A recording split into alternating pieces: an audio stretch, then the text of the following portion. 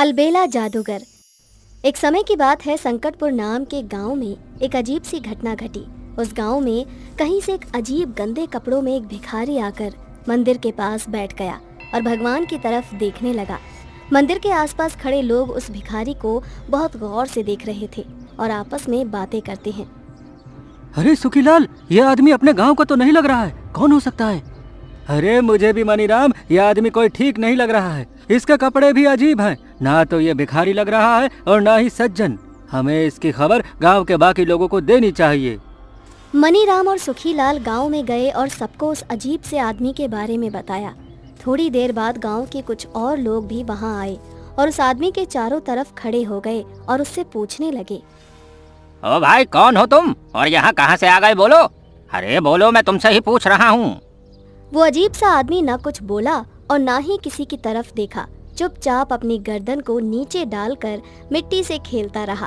तभी किसी गांव के भोले राम ने कहा, ओए घमंडी इंसान, हम इतनी देर से पुकार रहे हैं, सुनाई नहीं देता? एक तो हमारे गांव में चुपचाप घुस आया है और अपना परिचय भी नहीं दे रहा है। लगता है इसको कुछ और भाषा में समझाना पड़ेगा। तभी उस अजीब से आदमी ने अपनी गर्दन ऊपर उठाई और मिट्टी में हाथ घुमाते हुए बोला, अक्कड़ बक्कड़ बम्बे बोल, कौन है ये जो मुझसे रहा है ऐसे बोल? खुल पिटारा दिखा तमाशा, जिसने मुझे ललकारा वो बन जाए इसी पल बताशा। उस अजीब से आदमी के इतना कहते ही भोला राम पल में ही बताश बन गया। ये देख बाकी के लोग हैरान रह गए। आखिर उनके समझ में नहीं आ रहा था कि ये अजीब सा जादूगर कौन है। तभी मुखिया जी आए और उस अजीब से आदमी से विनम्रता से बोले, देखो भाई, जब तक तुम हमें अपना परिचय नहीं दोगे तो हमें कैसे मालूम पड़ेगा कि तुम कौन हो? तुमने हमारे इस गांव में एक आदमी को भी बताशा बना दिया है। इससे साबित होता है कि तुम कोई मामूली इंसान नहीं हो। तभी अचानक वो आदमी उठ खड़ा हुआ और अपने हाथों को लहराते हुए बोला, अक्कड़ बक्कड़ बम्बे बोल, ये कौन रहा है मुझसे ऐसे बोल? दिखा तमाशा बजा नगाड़े, दिला इसे मेरी पहचान, और सबको बता कौन हूँ मैं और क्या है मेरा नाम। उस आदमी के इतना कहने से पहले ही कुछ गांव वाले पेड़ के पीछे छुप गए तो कुछ डर कर भाग गए, लेकिन मुखिया जी वहीं खड़े रहे। तभी जोर जोर से नगाड़े बजे और आवाज आई, ये है जादूगर के जादूगर, महान जादूगर, दिखाते हैं खेल, निकालते हैं रीला, नाम है इनका जादूगर अलबेला। मुखिया जी को समझ आ गया था, ये एक बड़ा जादूगर है और ये किसी उद्देश्य से गांव में आया है। मुखिया जी ने उससे हाथ जोड़कर पूछा, अलबेला जादूगर जी, आपका स्वागत है हमारे गांव में। हम जान गए हैं कि आप एक महान जादूगर हैं। मेरी आपसे विनती है, आपने इस गांव के आदमी को बताशा बनाया है, उसको पुनः उसके रूप में कर दो ताकि वो आपसे अपनी गुस्ताखी की माफी मांग सके। मुखिया जी, हमें आपका आचरण बहुत पसंद आया है। मैं आपके इस आदेश को जरूर मानूंगा। मैं आपके उस आदमी को अभी ठीक कर देता हूँ। अक्कड़ बक्कड़ बम्बे बोल, कौन है जो मुझसे रहा है बोल? दिखा तमाशा हटे निराशा, जो बना है बताशा उसे फिर से इंसान बना जा। अलबेला जादूगर के कहते ही बताशा बने भोला राम बताशा से इंसान बन गए और जादूगर से माफी मांग ली। अलबेला जादूगर जी, आपका हमारे गांव में आने का क्या प्रयोजन है? ये हम सब बड़ी देर से जानने के लिए उत्सुक हैं। कृपया इस बात से पर्दा उठाइए। मुखिया जी, दरअसल मैं आपके गांव में भटकते हुए आ गया हूँ। मैं अपने जादू की शक्ति से आसमान के रास्ते से हिमालय की ओर जा रहा था, लेकिन मेरी माला यहीं कहीं गिर गई है। जो मेरी शक्ति, मेरा रूप थी, उसके जमीन पर गिरते ही मेरी हालत भी गिर गई और मैं जमीन पर आ गिरा। बस उसी की तलाश करता हुआ यहाँ आया और मंदिर के सामने बैठ गया और भगवान से ध्यान लगा ही रहा था तो इस आदमी ने आकर ध्यान भंग कर दिया और मैंने इसे क्रोध में आकर बताशा बना दिया। उस आदमी की गलती पर मैं माफी मांगता हूँ। जादूगर जी, आपकी माला जब तक नहीं मिल जाती, आप हमारे इस गांव में सम्मान के साथ रह सकते हैं। मुखिया जी अलबेला जादूगर को गांव में उसी मंदिर के पास रहने की जगह दे देते हैं। कुछ दिन बीतने के बाद गांव में अजीब सी घटनाएं होने लगी। गांव के छोटे छोटे बच्चे अचानक गायब होने लगे, जिसकी चर्चा जब गांव वालों ने मुखिया जी को दी तो मुखिया जी ने कहा, धर्मू, बात सही है तुम्हारी, लेकिन ये बच्चे आखिर ले कौन जा रहा है, समझ नहीं आ रहा। तभी धर्मू की पत्नी मीना बोली, और कौन ले जा रहा है मुखिया जी, ये उसी जादूगर का काम है। उसी ने गांव के बच्चों को गायब किया होगा। आपने देखा नहीं था क्या? उसने जादू से आदमी को बताशा बना दिया था। लेकिन भाभी, वो एक जादूगर है जिसकी माला यहीं कहीं खो गई है। उसे जब माला मिल जाएगी तो वो चला जाएगा। लेकिन मुखिया जी, जब वो जादूगर है ही तो अपनी माला जादू से क्यों नहीं ढूंढ लेता? और यहाँ अगर किसी के पास माला होती तो हम दे नहीं देते। ये सब उसी का किया कराया है। हाँ ठीक है, अगर ऐसी बात है तो हम सब चलते हैं उसके पास और इस बारे में बात करते हैं। मुखिया जी और गांव के कुछ लोग अलबेला जादूगर के पास आए। उस वक्त अलबेला अपनी एक माला बना रहा था जिसमें वो कुछ अजीब से मोती को पिरो रहा था। मुखिया जी ने अलबेला जादूगर को रोकते हुए कहा, अलबेला जादूगर जी, हम सब आपसे एक बात करने आए हैं। अगर आप इस समय बात करने के इच्छुक हो तो बताइए। जादूगर जादूगर, मैं हूँ अलबेला जादूगर। आओ सभी लोग मेरे पास बैठकर बातें करें रात भर। बोलो क्या बात है मुखिया जी? मुखिया जी और गांव वालों ने अपनी अपनी बातें बताई।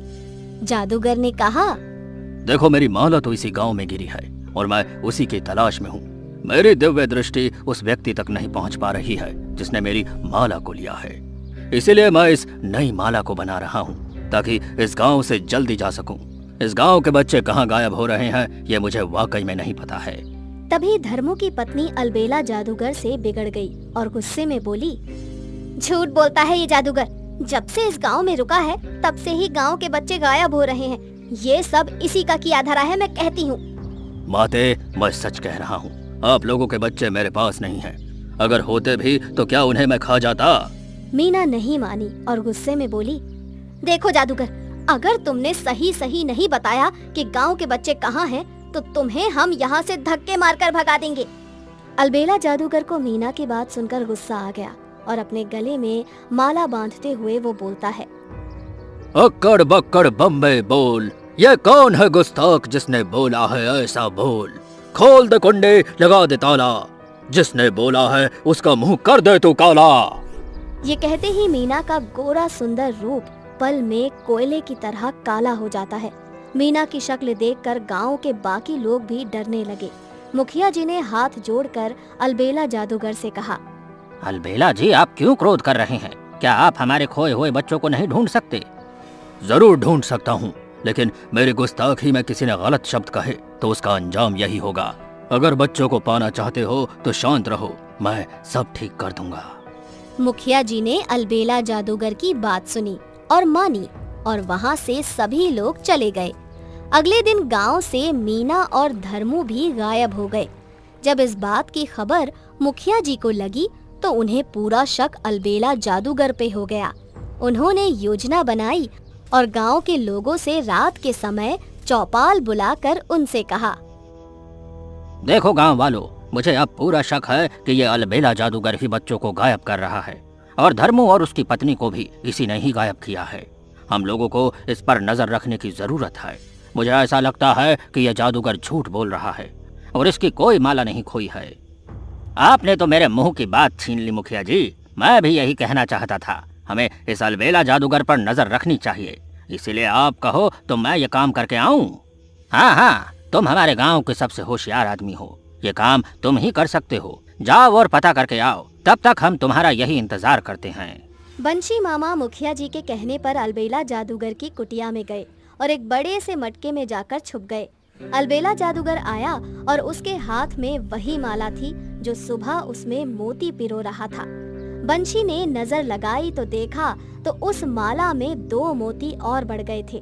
तभी अलबेला जादूगर बोला, बस मेरी इस माला में 4 मोती और मिल जाए तो मेरी माला पूरी हो जाए। इस गांव में मेरे आने का उद्देश्य भी पूरा हो जाए और मेरा बदला भी। ये बात सुनकर बंशी चौंक गया और मटके में हिल गया। तभी अलबेला जादूगर को भनक लगी और उसने कहा, कौन है यहाँ? मैं कहता हूँ सामने आ, नहीं तो इसी पल गधा बना दूंगा। बंशी मामा डर गए और घड़े से बाहर आ गए और चिल्लाते हुए बोलते हैं, अरे नहीं नहीं नहीं, अरे मुझे माफ कर दो, मुझे गधा नहीं बनना, क्योंकि गधे की जिंदगी मैं जानता हूँ कैसी होती है, क्योंकि मेरे पास भी एक गधा है। तो तू यहाँ छुपकर मेरी बातें सुन रहा था, लेकिन अब सुनने लायक नहीं रहेगा तू। मैं नहीं चाहता था कि मेरी माला में तेरे शरीर के मोती लगे, लेकिन अब मेरी मजबूरी है तुझे मारना। अक्कड़ बक्कड़ बम्बे बोल, मुसीबत बड़ी न छोटी होती, जिस गधे ने मेरी बातें सुनी वो बन जाए बेसुरा मोती। जैसे ही अलबेला जादूगर ने मंत्र पढ़कर बंशी मामा पर फेंका, वैसे ही मुखिया जी बंशी के गधे को लाकर आगे कर दिया, जिससे वो गधा मोती बन गया। मुखिया जी ने अलबेला जादूगर से कहा, अच्छा तो तुम ही गांव के लोगों को गायब कर रहे हो, हमने सब देख लिया है। कौन हो तुम ये बताओ जल्दी, नहीं तो बचोगे नहीं। मुखिया जी क्यों मरना चाहते हो? हाँ, मेरा नाम अलबेला जादूगर है। मैं पलक झपकते ही तुम सबको भेड़ बकरी बना दूंगा। भेड़ बकरी बनाने से पहले अपने अंजाम को भी समझ लेना। बातें तो आज बड़ी बड़ी कर रहे हो मुखिया जी, क्या बात है, आज डर नहीं लग रहा है क्या मुझसे? इतने में मुखिया जी ने बंशी को इशारा कर दिया और उस माला को अलबेला जादूगर से छीन लिया। बंशी ने जादूगर से माला छीन ली और मुखिया जी की तरफ फेंक दी। वो माला मुझे दे दो मुखिया जी, मेरी मेहनत और वर्षों की तपस्या है इसमें। पहले गांव के बच्चों का बताओ कहाँ है, वो नहीं तो माला तोड़ दूंगा और जला दूंगा। ऐसे नहीं मानोगे तो भुगतो अब। अक्कड़ बक्कड़ बम्बे बोल, गांव के लोग कर रहे हैं मुझे परेशान। देखा करिश्मा घुमा छड़ी, बना दे इन सबको माला की लड़ी। जैसे ही मंत्र पढ़कर अलबेला ने मुखिया जी की तरफ फेंका, वैसे ही मुखिया ने पास रखे आईने को आगे कर दिया, जिससे वो जादू उल्टा ही होकर अलबेला पर चला गया और अलबेला ही माला की लड़ी बन गया। और माला की लड़ी बनते ही अलबेला जादूगर गिड़गिड़ाने लगा, मुझे माफ कर दो, मुझे बचा लो, इस माला की लड़ी से इसको तोड़ दो, मैं ठीक हो जाऊंगा मुखिया जी। हाँ तोड़ देंगे, पहले ये बताओ गांव के बच्चे कहाँ हैं? बताता हूँ, जो तुम्हारे हाथ में मेरी माला है उसी के मोती गांव के बच्चे हैं। उस माला को अगर तुमने तोड़ा तो मेरे वर्षों की तपस्या चली जाएगी, मैं जादूगर से साधारण रूप में आ जाऊंगा।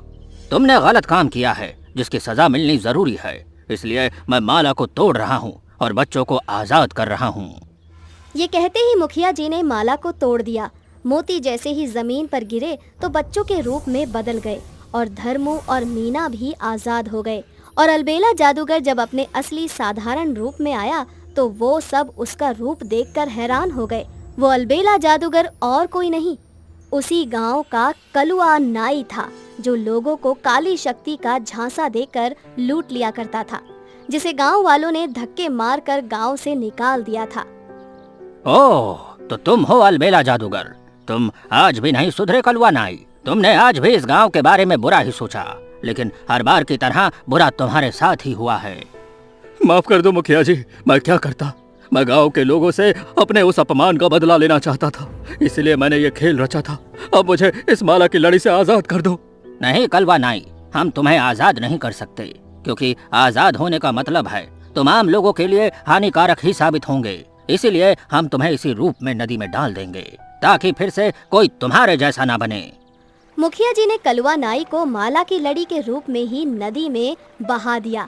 कलवा नाई को अपनी करनी पर पछतावा होता है, लेकिन बुरे काम का हमेशा बुरा नतीजा ही होता है और होता रहेगा। इसीलिए कलवा नाई ने भी अपने कर्मों की सजा पाई और मुखिया जी की बहादुरी और बंशी मामा की चालाकी से आज गांव के लोगों ने अपने खोए हुए बच्चों को पा लिया था और फिर से अपनी जिंदगी जीने लगे।